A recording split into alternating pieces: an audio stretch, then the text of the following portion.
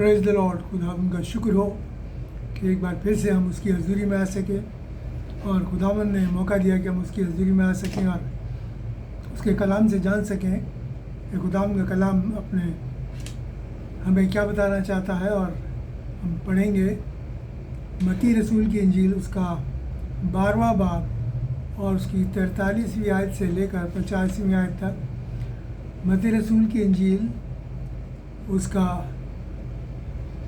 12 बाब और 43वीं आयत से लेकर 50वीं आयत तक। और खुदावंद का कलाम हमको यहाँ इस तरीके से बताता है कि जब बदरू इंसान में से निकल जाती है तो सूखी जगहों में आराम ढूंढती फिरती है और नहीं पाती, तो कहती है कि मैं अपने उसी घर में जहाँ से निकली थी लौट जाऊंगी। और लौटकर उसे सूना, झाड़ा बुहारा और सजा सजाया पाती है। तब वो फिर जाकर अपने साथ 7 बुरी और रूहों को अपने साथ ले आती है और वे उसमें बैठकर वहाँ पर रहने लगती हैं। और उस इंसान की हालत पहले से भी बदतर यानी बुरी हो जाती है। और इस युग के लोगों की ये हालत भी ऐसी ही होगी। और जब वो भीड़ से बातें कर रहा था तब उसकी माँ, उसके भाई बाहर खड़े थे और उससे बातें करना चाहते थे। किसी ने उससे कहा, देख तेरी माँ और तेरे भाई बाहर खड़े हैं और तुझसे बातें करना चाहते हैं। यह सुनकर यीशु उन कहने वालों को उत्तर दिया कि कौन है मेरी माँ और कौन है मेरे भाई। और अपने चेलों यानी शागिर्दों की तरफ इशारा करके हाथ बढ़ाकर ये कहा कि देखो मेरी माँ और मेरे भाई ये हैं जो मेरे आसमानी बाप की मर्ज़ी पर चलते हैं। जो मेरे आसमानी बाप की मर्ज़ी पर चलता है वही मेरा भाई, मेरी बहन और मेरी माँ है। खुदावंद अपने कलाम के पढ़े और सुने जाने पर बरकत बख्शे। यह आज आपके सामने जो पढ़ा गया मत्ती रसूल की इंजील के 12 43 से 85वीं आयत तक, यहाँ पर हम 2 तस्वीरों को देखते हैं, 2 चित्रों को देखते हैं और लोगों की हालत के बारे में इससे पता चलता है। और एक तो वो है 2 तस्वीरें। पहली तस्वीर तो वो है जो कि कलाम को सुनते हैं, ईमान को लेके आते हैं, लेकिन उस पर अमल नहीं करते, उसे मानते नहीं और उससे अलग हो जाते हैं। और दूसरे वो हैं जो खुदा के कलाम को सुनते और उस पर ईमान लाते और उसकी मर्ज़ी के मुताबिक चलते हैं। और आज इन्हीं दोनों तस्वीरों का बारे में हम खुदा के कलाम से बातचीत करेंगे। पहली तस्वीर के बारे में जानेंगे कि यीशु पर ईमान लाने के बाद, खुदावंद यीशु मसीह पर ईमान लाने के बाद वो इंसान जिसके अंदर बदरू है या बुरी आत्मा है, जो कि हर किस्म की बुराई में लगा हुआ है और बुराइयां करता है, क्योंकि बुराई जो है जो इंसान खुद नहीं बल्कि उसके अंदर जो बदरू है वो उसके मुताबिक वो काम करता है। उसकी रूह जो है वो बताती है उसे क्या करना है, इसलिए जिसके अंदर बुरी है। लेकिन खुदावंद मसीह पर ईमान लाने के बाद जब वो निकल जाती है तो उसका दिल पाक साफ़ हो जाता है। वो बिल्कुल पाक साफ़ हो जाता है, वो जगह बिल्कुल खाली हो जाती है। हर गंदगी जो मन की है या दिल की है वो बिल्कुल खाली हो जाती है। इसलिए खुदा के कलाम में लिखा है कि जब वो निकल जाती है और फिर उस घर को साफ़ सुथरा बिल्कुल पाती है कि उस घर में अब कोई गंद नहीं है और देखती है वो घर खाली है। और फिर वो जाती है और लौट के 7 और बुरी बदरुओं को, दुष्ट आत्माओं को अपने साथ लेके आती है और फिर उस इंसान के अंदर बैठ जाती है वो 7। और क्या होता है कि उस इंसान की हालत, जैसे कि अभी हमने पढ़ा कि उसकी हालत पहले से भी बुरी हो जाती है। हम जानते हैं कि 7 नंबर जो है वो कामलियत का यानी कि पूर्णता का निशान है, संकेत है। इसका मतलब ये हुआ कि वो इंसान पूरी तरीके से शैतान की गिरफ्त में आ जाता है, यानी कि फिर उसके पास बचाव का कोई चांस नहीं है। कोई किसी भी किस्म से ये बात नहीं है कि ये मुमकिन नहीं है कि वो वापस फिर आया जा सके, क्योंकि ये मैं नहीं, खुदा का कलाम कहता है, क्योंकि वो पूरी तरीके से उसे अपने कब्ज़े में ले लेती है। इसीलिए खुदा ने लिखा है कि इस जहाँ के लोगों के की हालत भी ऐसी ही है। इस जहाँ के जैसे हम देखते हैं कि किस तरीके से बुराइयाँ इंसान में बस रही हैं और वो उससे अलग नहीं होना चाहते। क्यों नहीं होना चाहते? क्योंकि वो बदरूएँ जो साथ और उनमें बैठ गई हैं वो पूरी तरीके से उस इंसान को, उसके दिलो दिमाग को अपने कब्ज़े में ले रखा है। और देखिए खुदा का कलाम क्या कहता है, अगर हम पढ़ें इब्रानियों उसका 6 बाब और उसकी 4 से 6 आयत। इब्रानियों 6 बाब और उसकी 4 से 6 आयत। और वहाँ पर क्या लिखा है? यहाँ पर खुदा का कलाम कहता है, क्योंकि जिन्होंने एक बार ज्योति पाई यानी नूर पाया, यानी खुदा नूर है, नूर पाया और आसमानी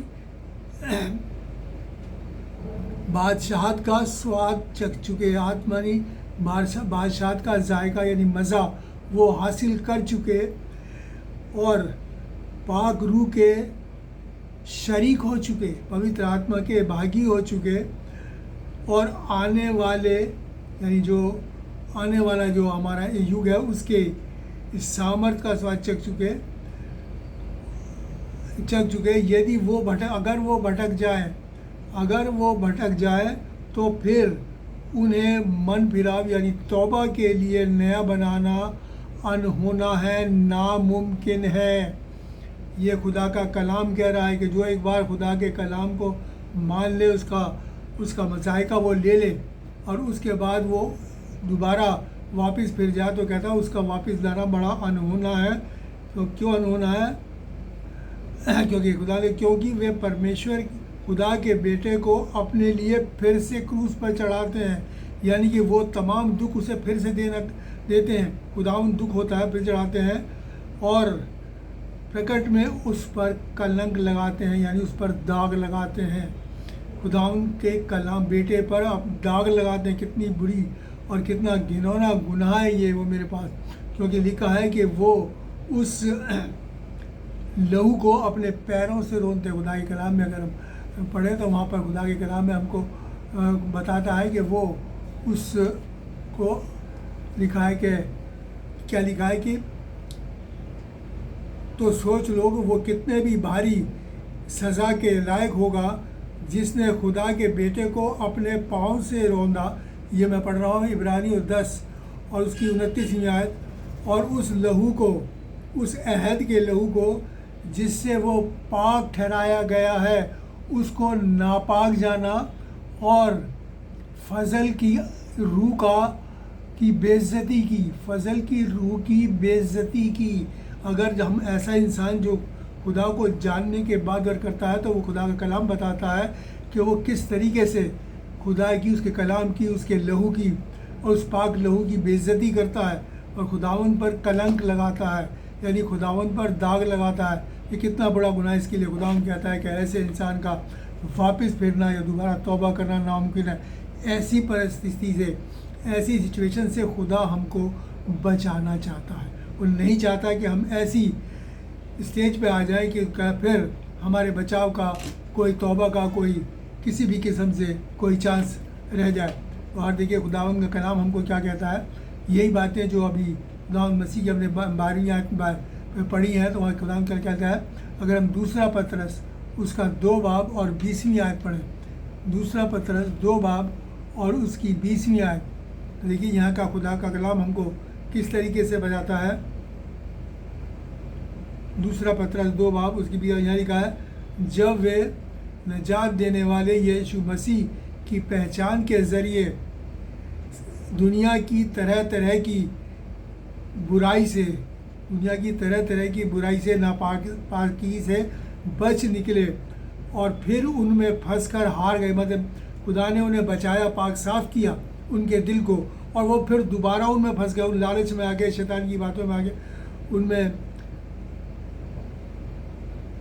उनसे हार गए और उनकी पिछली हालत जो है पहली हालत से भी बुरी हो गई। ये फिर खुदा उनका कलाम, खुदा उनका खादिम पतरस बताते हैं।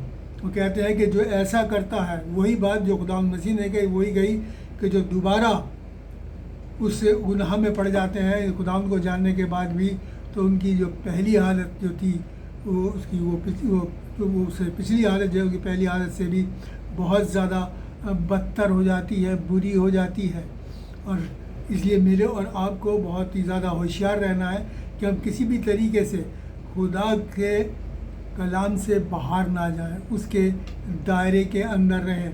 हम देखेंगे एक और इसमें से वाक़या देखेंगे। अगर हम यूहन्ना 5 और उसकी 5 से 22 आयत पढ़ें, मैं सारी नहीं पढ़ूंगा लेकिन मैं वाक़या बता देता हूँ। यहाँ पर जिक्र है उस इंसान का जो 38 साल से बीमार था और वो चंगा नहीं होता, लेकिन खुदावंद यीशु मसीह ने उसे चंगा किया, उसको शिफा दी।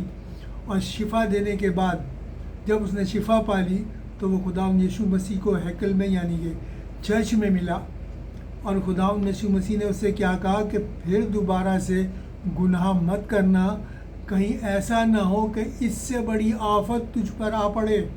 अभी तो तू 38 साल से बीमार था, तुझे शिफा मिली, जिस गुनाह के कारण तू बीमार था तुझे मैंने शिफा दी, इसलिए दोबारा गुनाह मत करना, कहीं ऐसा ना। आप सोचिए कितनी बड़ी सज़ा थी कि 38 साल से वो बीमार था, खुदा ने शिफा दी कि इससे बड़ी भी अगर मुसीबत हुई तो कितनी बड़ी और कितनी ख़तरनाक वो सिचुएशन होगी जिसमें वो चला जाएगा।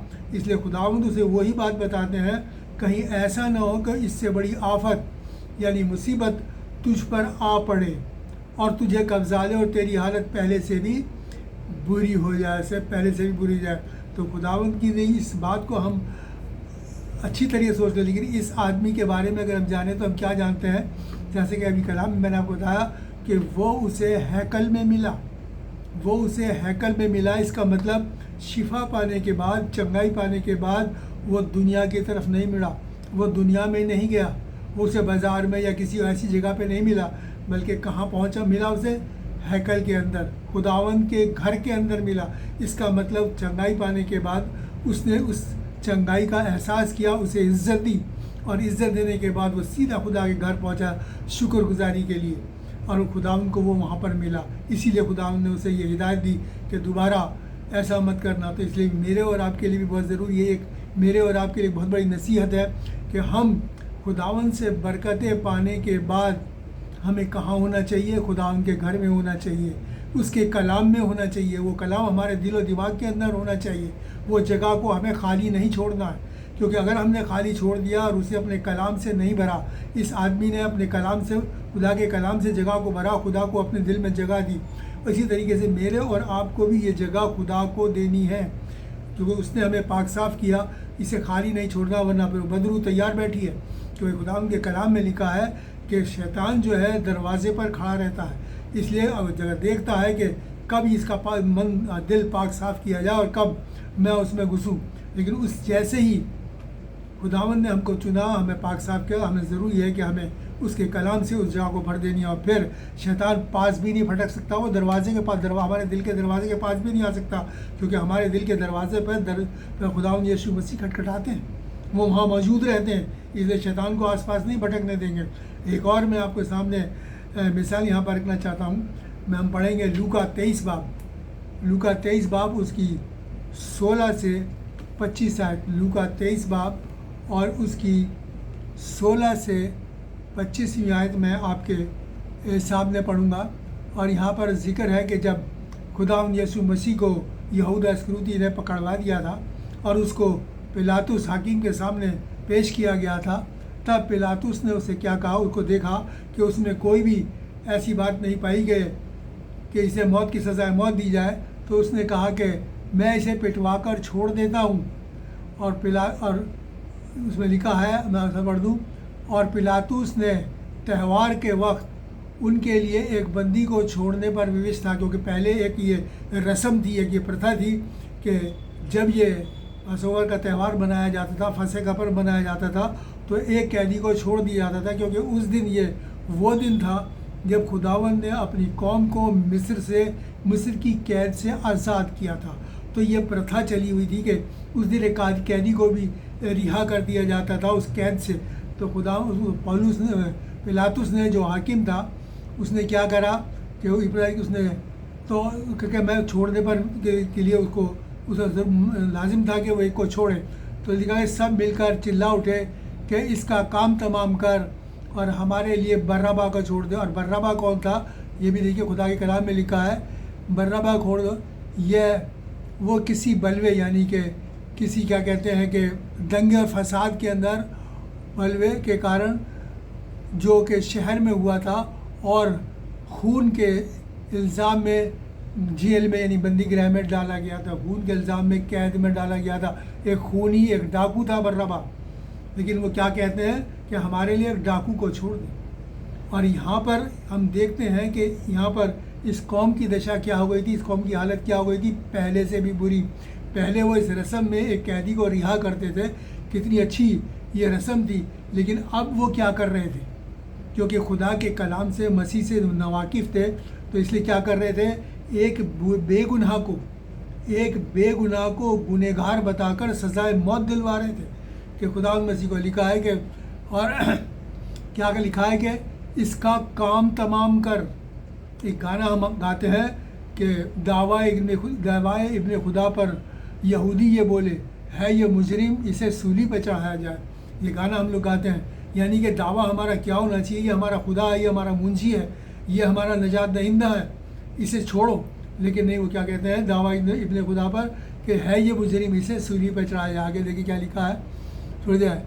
पर पिलातुस ने, जो कि हाकिम था, यीशु को छोड़ने की इरादे से लोगों को फिर समझाया, लेकिन वो चिल्ला कर कहने लगे, इसे क्रूस पर चढ़ा, इसे क्रूस पर चढ़ा। और उसने तीसरी बार उनसे यही कहा कि क्यों उसने कौन सी ऐसी बुराई की है कि उसे मैं मौत की सज़ा दूँ। उसने कौन सी ऐसी बुराई की है कि मैं उसे मौत की सज़ा दूँ, इसलिए मैं उसे पिटवा के छोड़ देता हूँ। तो उसमें लिखा है, पर वो चिल्ला कर पीछे पड़ गए और चिल्लाने लगे, इसे ये क्रूस पर चढ़ाया जाए, ये क्रूस पर चढ़ाया जाए। और उनका चिल्लाना कामयाब हुआ, और क्या हुआ कि उसे फिर क्रूस पर चढ़ाने के लिए सिपाहियों के हवाले कर दिया गया। तो यहाँ पर हम भी देखते हैं, यहाँ पर भी उनकी दशा, उनकी हालत जो थी, वो पिछली हालत से भी बहुत बुरी थी कि वो अपने नजात दहिंदा को, खुदा के बेटे को, जो कि पाक साफ था, इस खुदा के बेटे के लिए, खुदा मसीह के लिए लिखा है कि वो गुनाह से अनजान था, वो गुनाह से नावाकिफ़ था, वो गुनाह से दूर था, लेकिन फिर भी उसे गुनहगार बनाकर उसे सलीबी मौत पर चढ़ा दिया। ये उनकी हालत थी। तो इसलिए मेरे और आपके लिए बहुत ज़रूरी है कि हम इस चीज़ को देखें, अपनी हालत के ऊपर गौर करें कि हमारी हालत क्या है, हम कौन सी तस्वीर में हैं इस वक्त। क्या हम पहली तस्वीर में हैं जिसमें कि हमारी हालत बद से बदतर होती चली जा रही है, कहीं आप उस हालत में तक नहीं पहुंच रहे जहां पर पहुंचने के बाद फिर हमारा लौटना नामुमकिन हो जाए। इससे पहले कि ऐसा हो, तो मेरे और आपके लिए बहुत ज़रूरी है कि हम अपने आप को जांच लें। और देखिए खुदावंद का कलाम क्या कहता है ऐसे लोगों के लिए जो कि खुदावंद को जानने के बाद भी फिर भी काम वो शैतान के करते हैं, काम वो इब्लीस के करते हैं। अगर हम मत्ती 15 और 7 और 9 पढ़ें, मत्ती 15 उसका 7 से 9, मत्ती 15 7 से 9 में खुदावंद का कलाम क्या कहता है। और यहाँ पर लिखा, वो कहता है कि हे कपटियों, मतलब रियाकारों, यशायाह ने तुम्हारे बारे में ठीक ही नबूवत की है, भविष्यवाणी की है कि ये लोग होठों से तो मेरी इज्जत करते हैं, मगर उनका दिल मुझसे दूर है। मुंह से तो बहुत खुदा खुदा खुदा खुदा करते हैं, मेरी करते हैं। ये लोग व्यर्थ मेरी उपासना करते हैं, यानी बेकार में मेरी इबादत करते हैं। इनकी इबादत कबूल नहीं होती, इनकी इबादत किसी भी तरीके से ऊपर तक नहीं पहुंचती, इनका गाना बजाना प्रेज़ करना ऊपर तक नहीं पहुंचता। लिखता है क्यों? क्योंकि ये इंसानों के रिवाजों को दीन का इल्म कह के सिखाते हैं, यानी कि धर्म उपदेश करके सिखाते हैं। ये इंसान के रिवाजों को, इंसान के रीति रिवाजों पर करते हैं, जिसके लिए खुदा ने मना किया है। हमें सिर्फ हमारे जो रीति रिवाज वो हैं जो खुदा ने हमको इस कलाम के अंदर दी हैं। इसलिए खुदा कहता है कि हाँ, वो हम उनकी जो आराधना है, उनकी जो क्या कहते हैं इबादत है, वो ऊपर नहीं पहुंचती, उनकी बात किसी भी तरीके से ऊपर नहीं जाती, क्योंकि उनका दिल मुझसे दूर है। वो अपने कामों से मेरा इनकार करते हैं। इसलिए खुदा के कलाम ने हर चीज़ को बहुत खोल के और बड़ी सफाई से मेरे और आपको समझाया है कि हम उसके मुताबिक अपनी ज़िंदगी को बिताने वाले बन सकें, किसी भी तरीके से गुमराह ना हों। इसलिए ये कलाम का रोज़ रोज़ पढ़ना, उस पर अमल करना मेरे और आपके लिए बहुत ज़रूरी है, क्योंकि ये कलाम ही हमें एक सच्चाई की राह पे लेके चलता है, नेकी की राह पे लेके चलता है, उस राह की राह पे लेके चलता है जो हमें हमेशा की ज़िंदगी तक पहुंचाती है, उस अब्दी बादशाहत पर यानी आसमानी बादशाहत तक पहुंचाती है। अब इस पाकीज़गी को हमें बनाना है। और खुदा और इन लोगों ने क्या करा हुआ था, उस त्यौहार को जो कि जिसे कि फसह का त्यौहार कहते हैं, जो मना रहे थे, उसकी पाकीज़गी को भी नापाक कर रहे थे इस हरकत को कि खुद इसको सलीब दे, इसको सलीब दे, ये कह के। अब हम यहाँ पर एक और खुदा के कलाम से मैं पढ़ना चाहूँगा, यूहन्ना उसका 16 बाब और उसकी दूसरी आयत में यहाँ पर खुदा का कलाम एक और ऐसी बात उन लोगों के लिए जो कि खुदा के कलाम के मुताबिक ज़िंदगी बसर नहीं करते बताता है। यहाँ लिखा है कि लोग तुम्हें हैकल से यानी चर्च से निकाल देंगे और जो कोई तुम्हें मार डालेगा वो ये समझेगा कि वो खुदा की खिदमत करता है, सेवा करता है। यानी अब ये वक्त चल रहा है मेरे और आपके लिए, जिस वक्त के बारे में खुदा मसीह ने आज से 2025 साल पहले मेरे और आपको बताया, हम उस वक्त में से गुजर रहे हैं कि लोग मसीहों को मार के सोचते हैं कि हम लोग बड़े धर्म का काम कर रहे हैं, हम खुदा की खिदमत कर रहे हैं, हम उसकी सेवा कर रहे हैं, बहुत बड़ा काम कर रहे हैं, लेकिन हकीकत में वो अपने ऊपर लानत बरसा रहे हैं, अपने ऊपर लानत बरसा रहे हैं, क्योंकि खुदावंद इस बात का लेखा लेगा, हिसाब लेगा। अब हम दूसरी तस्वीर की तरफ थोड़ा जाएंगे और देखेंगे कि ये दूसरी तस्वीर जो मेरे और आपके लिए खुदावंद ने बताई है वो क्या कहती है। मैं पढ़ूंगा 12 की 46 और 50। वहाँ पर लिखा है कि जब वो भीड़ से बातें कर रहा था तो उसकी माँ और भाई बाहर खड़े थे और उससे बातें करना चाहते थे। किसी ने उनसे कहा कि देख, तेरी माँ और तेरे भाई बाहर खड़े तो उससे बातें करना चाहते हैं। यह सुनकर उसने कहने वालों को जवाब दिया, कौन है मेरी माँ और कौन है मेरे भाई? और अपने शागिर्दों की तरफ हाथ बढ़ाकर इशारा किया और कहा कि देखो, मेरी माँ और मेरे भाई ये है, जो कोई मेरे आसमानी बाप की मर्ज़ी पर चले वही मेरा भाई, मेरी बहन और मेरी माँ है। यानी कि जो कोई भी खुदावंद बाप की मर्ज़ी पे चले, इस कलाम के मुताबिक अपनी ज़िंदगी को बसर करे, वही खुदावंद के ख़ानदान का, यानी हमें खुदावंद मसीह के स्वभाव के अंदर, मिजाज के अंदर जीना है। उस मिजाज को मेरे और आपके अंदर लाना है, तभी हम खुदावंद के ख़ानदान, क्योंकि खुदावंद ने बताया है, मेरे और आपके लिए कहा है कि अब हम कौन हैं, अब हम उसके घराने के हो गए। जब हम उसके घराने के हो गए तो हमारे रीति रिवाज भी उसके घराने के मुताबिक ही होने चाहिए। मैं चंद लोगों के बारे में यहाँ पर आपके सामने कलाम से बात करूँगा। देखिए कि कैसा मसीह मिजाज कैसा होता है कि वो मौत के मुंह में जा रहे हैं, मृत्यु के वक्त भी, मौत के वक्त भी उनका मिजाज नहीं बदलता, वो वैसा ही मिजाज रहता है जैसा मसीह यीशु का।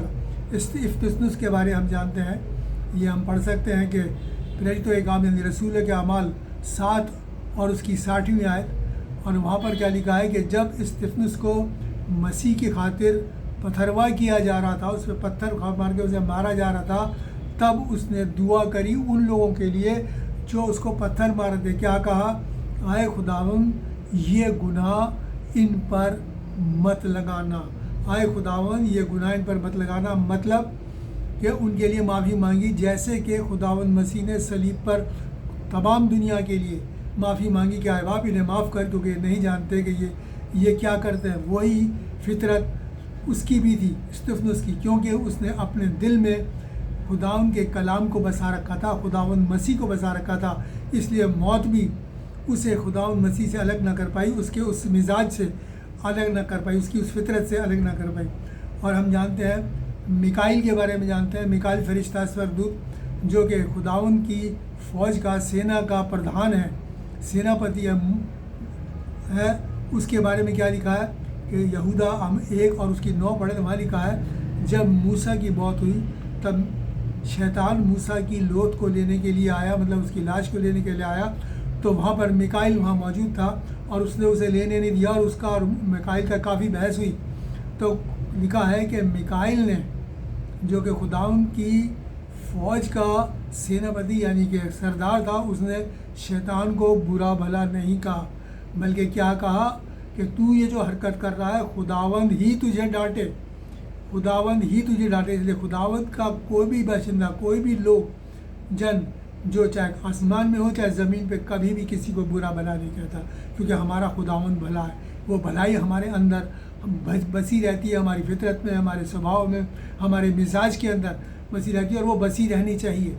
यही कारण है कि हमारा दिल जो है उससे भरा रहता है, इसलिए शैतान हमसे दूर रहता है और हम हमेशा हमेशा की ज़िंदगी के बानी रहते हैं। एक और मिसाल आपको अभी इन्हीं दिनों ही बताना चाहता हूँ।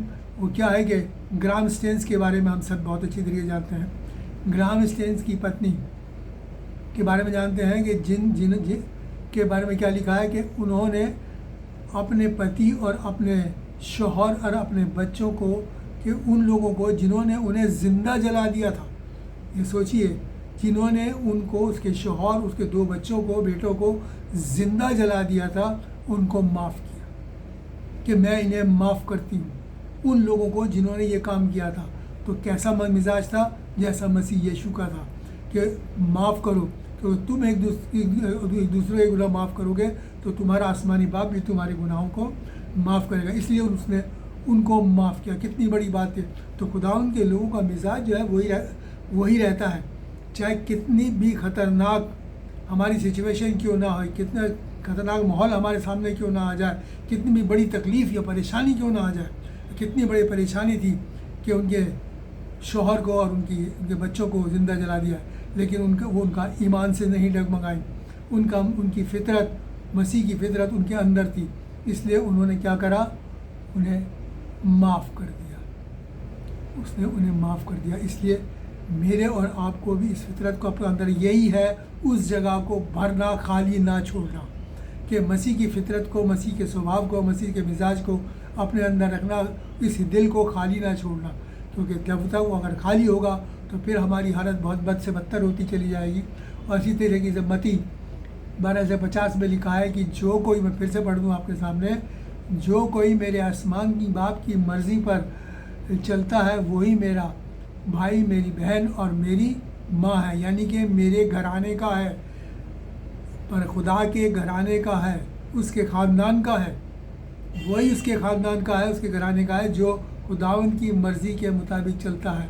इसलिए बहुत ज़रूरी है कि अगर हमें उसके घराने का बने रहना है और हमेशा की ज़िंदगी का बानी बनना है, तो हमें खुदावंद मसीह के बताए हुए नक्शे कदम पर चलना है, उसके पद चिन्हों पर चलना है और उसमें बने रहना है, ताकि हमेशा की ज़िंदगी के वारिस बन जाए। आज जो हमने जाना, उसे हमने जाना है कि हमें जो है, हमें दूसरी तस्वीर के अंदर अपने आप को ढालना है कि हमें खुदावंद के कलाम के मुताबिक जलाना है और अपने दिल को खुदावंद के कलाम से हमेशा लबरेज रखना है। दाऊद की तरह हम कह सकें कि मेरा प्याला अच्छा लग रहा है। खुदावंद आप सबको बरकत दे। आइए हम दुआ मांगे।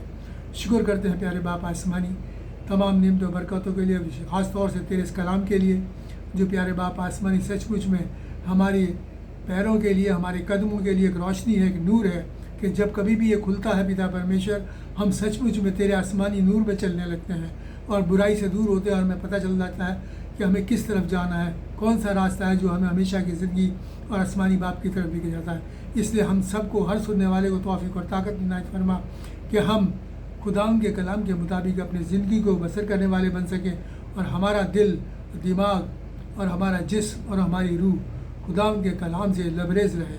सबके लिए बरकत मांगते हुए दुआ खुदावंद यीशु मसीह के नाम से मांगते हैं, आमीन। और अब हमारे खुदावंद यीशु मसीह का फजल, खुदा बाप की मोहब्बत और पाक रूह की रिफ़ाक़त हम सब के साथ और तमाम मसीह ईमानदारों के साथ अब से लेकर हमेशा तक होती रहे, आमीन। खुदावंद आप सबको बरकत दे, तौफीक और ताकत इनायत फरमा के इस कलाम के मुताबिक हम लोग अपनी ज़िंदगी को बसर करने वाले बन सके। आपसे फिर से मैं इल्तिजा करूँगा, रिक्वेस्ट करूँगा कि इस कलाम को ज़्यादा से ज़्यादा शेयर करें, सब्सक्राइब करें और लाइक करें, ताकि और अपने कमेंट्स भी हमको भेजिए, ताकि उससे हमें पता चले कि आप क्या चाहते हैं और अगला मैसेज आपके किस बात के ऊपर चाहते हैं कि आपको दिया जाए। तो इस कलाम को ज़्यादा शेयर करें ताकि ये दुनिया के कोने तक पहुंच सके, और जो लोग अभी भी इन चीज़ों से नावाकिफ़ हैं वो उन्हें जान सकें और खुदा उनके नज़दीकी में आके अपने उस हमेशा की बर्बादी से अपने आप को हमेशा की ज़िंदगी की तरफ मोड़ सकें। खुदा आप सबको बरकत दे। God bless you. Thank you.